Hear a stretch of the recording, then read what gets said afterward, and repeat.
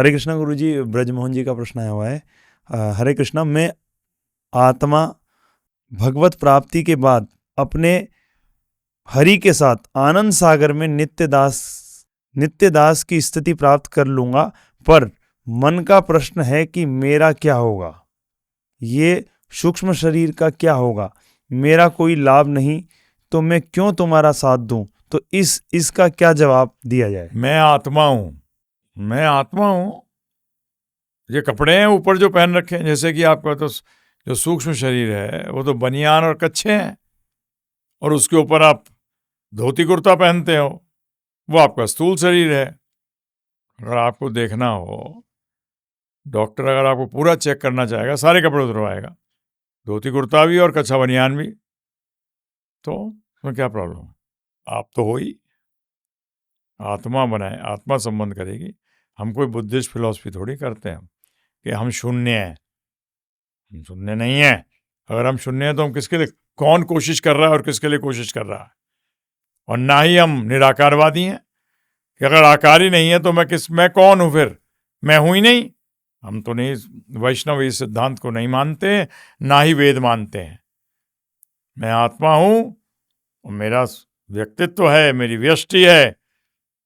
अभी जो आप आनंद की बात कर रहे हो, जो आपको है सब मजा है, ये तो खत्म हो जाता है, ये तो दुख देता है। अरे शुद्ध आनंद को एक भगवान के साथ संबंध करके जब आप दासत्व निभाते हो वहाँ वैकुंठ में, तो वो आनंद तो आपने चखा ही नहीं अभी।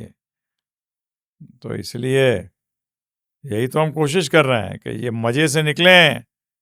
ये नकली चूर्ण के नोटों से क्या करोगे?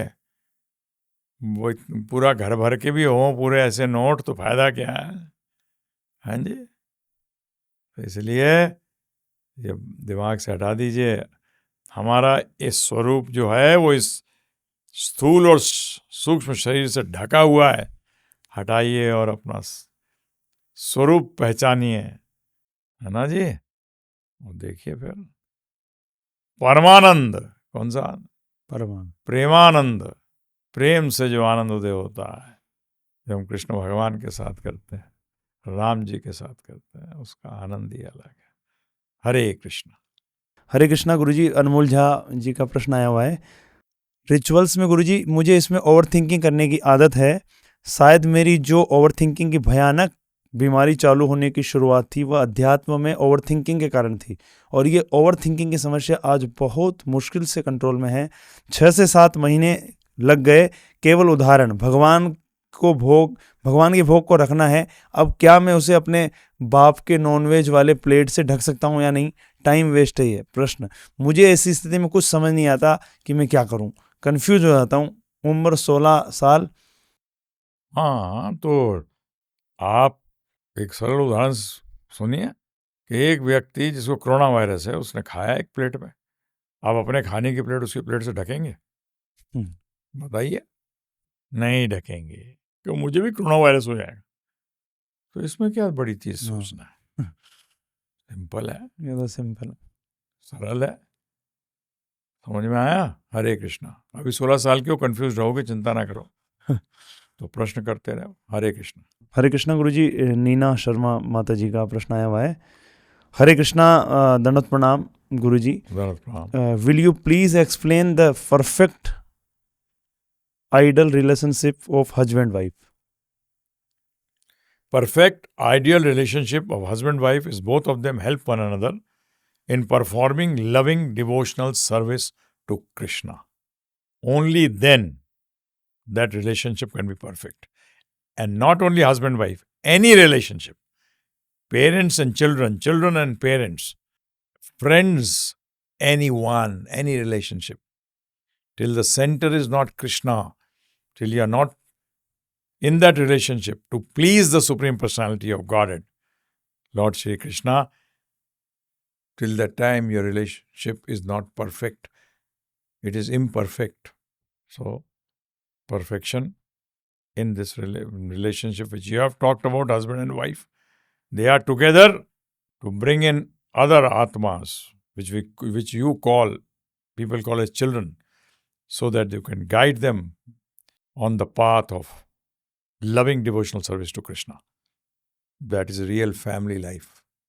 I hope you understand. Thank you. Hare Krishna. हरे कृष्णा गुरुजी। अनमोल झा प्रभु जी का प्रश्न आया हुआ है।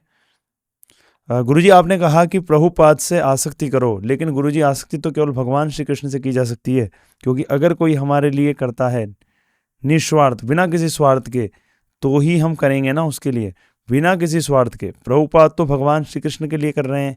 आपने कहा था हम सबका संबंध है भगवान श्री कृष्ण के बिना, हमारा डायरेक्ट कोई संबंध नहीं है। तो गुरुजी, क्या मैं सही हूँ? तो हम किससे आसक्ति करें, प्रभुपाद से या भगवान श्री कृष्ण से? प्रभुपाद से आसक्ति करोगे तो किससे आसक्ति करोगे? उनकी आज्ञा से। जब तक आप प्रभुपाद की आज्ञा से आसक्ति नहीं करोगे, आप कृष्ण भगवान तक नहीं पहुंच सकते। आप डायरेक्टली कृष्ण भगवान से आसक्ति नहीं कर सकते। आज मैं भी आपसे कह रहा हूं, या प्रभुपाद हमसे कह रहे हैं कि आसक्ति करो कृष्ण से, तो आपको इस वाक्य के से साथ आसक्ति करनी चाहिए, नहीं करनी चाहिए? करनी चाहिए। इसलिए पहले शिष्य बनने की कोशिश करो, भक्त नहीं। मैं बार बार इस बात को कह चुका हूं। हम लोग सीधा भक्त बनना चाहते हैं, नहीं, पहले शिष्य बनिए। और प्रभुपाद ने हर शब्द में एक ही चीज कही है। क्या कहा है? भगवान श्री कृष्ण की प्रेममयी भक्तिमयी सेवा करिए। वो क्या है? गुरु हमें भगवान कृष्ण की आज्ञा ही तो बता रहे हैं, वही तो हम कर रहे हैं। तो साइमल्टेनियसली उपनिषदों में स्पष्ट आया है, जो गुरु और कृष्ण के अंदर पूर्ण निष्ठा रखता है, वो ही भगवत धाम वापस जाता है। क्या समझ में आया? एक शिष्य के लिए गुरु हरि के बराबर है। हरि नहीं है, हरि के बराबर है। तो क्या टेंशन है? शिष्य बनने की कोशिश करिए। अच्छे शिष्य बनेंगे, भक्त तो अपने आप बन जाएंगे। मेडिकल कॉलेज में जाते हैं, अच्छे स्टूडेंट बनो, डॉक्टर तो बन ही जाओगे। स्टूडेंट बनने के लिए क्या करना पड़ेगा? जो डॉक्टर्स आपको पढ़ा रहे हैं, आपको उन पे पूर्ण श्रद्धा, क्या पूर्ण श्रद्धा, अटूट निष्ठा रखनी पड़ेगी उनकी बातों पर, नहीं तो कभी डॉक्टर नहीं बन पाओगे। इसी तरीके से आपको श्रील प्रभुपाद के प्रति पूर्ण श्रद्धा निष्ठा रखनी पड़ेगी। जब आप एक अच्छे शिष्य बनोगे, उसका अगला पायदान है कृष्ण भक्त बनोगे। हरे कृष्ण। इनका गुरुजी दूसरा प्रश्न और है, करुणा और प्रेम में कोई फर्क है? हाँ जी, आप बगैर प्रेम के करुणा करते हो तो बेकार है। हम प्रेम करते हैं कृष्ण भगवान से, इसीलिए करुणा करते हैं जीवों पर। तो फर्क है, जब प्रेम होता है कृष्ण भगवान से, तो कृष्ण भगवान को जिन पे करुणा है, सब पे जीवों पे करुणा है इनको, तो आप भी करोगे नहीं करोगे? हैं जी? नहीं तो अहंकार आ जाएगा कि मैं बड़ा हूं, देखो मैं दया कर रहा हूं। भाव कृष्ण भगवान से मुझे प्रेम है, और कृष्ण भगवान को सबसे प्रेम है, सबके मित्र है। भगवान ने कहा मित्र का मतलब क्या होता है? प्रेमी तो होता है मित्रता का मतलब जी। भगवान कृष्ण कह रहे हैं सुहृदयम सर्वभूतानां, सब जीवों से प्रेम है मुझे, सब जीवों का मित्र हूं, मतलब मैं सबका प्रेमी हूं, सबको प्रेम करता। तो फिर हम भी प्रेम करेंगे, तो हम जीव के ऊपर करुणा दिखाएंगे, ना कि उसके शरीर के लिए सिर्फ भागेंगे दौड़ेंगे। शरीर का भी ध्यान रखवाएंगे, कोई प्रॉब्लम नहीं है, परंतु पहली चीज कहेंगे उसको कि ये छोड़, मीट मट्ठी अंडा प्याज लहसुन मसूर की दाल छोड़, इसको भगवान को भोग लगा के पा, जो शरीर के लिए भी अच्छी है और आत्मा के लिए भी अच्छी है। कृष्ण भगवान की आज्ञा है, तो ये है। तो भगवान कृष्ण से प्रेम करोगे तभी असली करुणा आएगी, नहीं तो करुणा जो है शरीर के लिए आएगी, जो कि वो व्यक्ति है ही नहीं जी। वो शरीर है ही नहीं, जो है नहीं उसके प्रति क्या करुणा करोगे? वो करुणा उससे भी करना क्या प्रेम करोगे जी। जो है ही नहीं? आप ये शरीर थोड़ी हो, तो फिर मैं आपके प्रति क्या प्रेम करूंगा और क्या करुणा दिखाऊंगा? समझ में आया? हरे कृष्णा। जी। Hare Krishna Prabhu ji, I have a question that Durga Chalisa, why it is written that Hiranyakashipu was killed by Durga when know that he was killed by an avatar of lord Vishnu? So Prabhu ji, which one should I believe? The one which very clearly the Srimad Bhagavatam states, everyone knows, the whole universe knows Hiranyakashipu was killed by Narsingh Dev Ji. Who? Narsingh Dev. Narsingh Dev Ji. So then what is the doubt? इन्होंने दुर्गा चालीसा में पढ़ा. That means that is something wrong there. Yes. Some people have wrongly written this. This is not Ved Vyas Ji's. These chalisas are mostly written by humans to glorify someone. These chalisas, many of them, most of them, are written by, like Hanuman Chalisa also is written by Tulsidas. Tulsidas Ji, not by Ram Ji, not by Ved Vyas Ji. Yes. So most of the chalisas are written by humans just to glorify.